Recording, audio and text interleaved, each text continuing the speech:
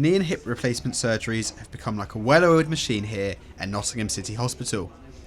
Last year, they were able to continue with surgeries as planned, despite increased winter pressures.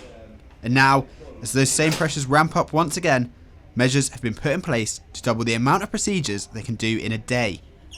That's thanks to extra staff being put on in theatres and one surgeon using 2 operating studios almost simultaneously to cut down the waiting list and reach NHS targets. Another way they're attempting to increase their productivity is by discharging people on the same day as their operation, freeing up beds for more patients. I came in at 7 o'clock, was the first in line, so I was done quite quickly. Kind of sympathetic to the waiting list, and I wasn't in agony. It's just that my leg didn't work very well, so I wasn't mardy about it. I'm sure I will be home today or at the latest tomorrow morning. So yes, I am looking forward to it. Shannon is among many others who have waited around a year for this kind of surgery.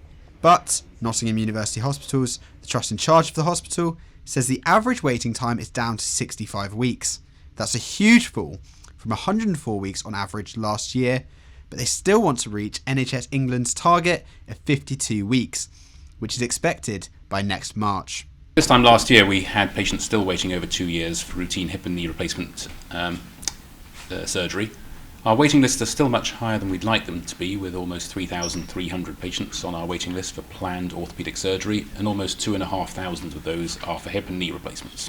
We're working really hard to get our waiting list down and to get these patients treated as quickly as possible, and I hope that we can maintain all our activity through the winter.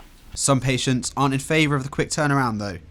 That includes 83-year-old Michael from Eastwood, who stayed on the ward throughout the full weekend after being given a new knee on Friday. I certainly couldn't do much. I mean, trust me, you're in absolute agony. I don't think it's suitable to go home any quicker than these physiotherapists tell you. You're on a balancing line, and if you can manage that, they say you can be released, and that's what matters. It's rather, like others, I'd much rather stay that bit longer and get the professional care. Whether Santa leaves a new knee or hip under the tree, for those who need it, Nottingham's hospitals aim to deliver. Sam Jones for Notts TV.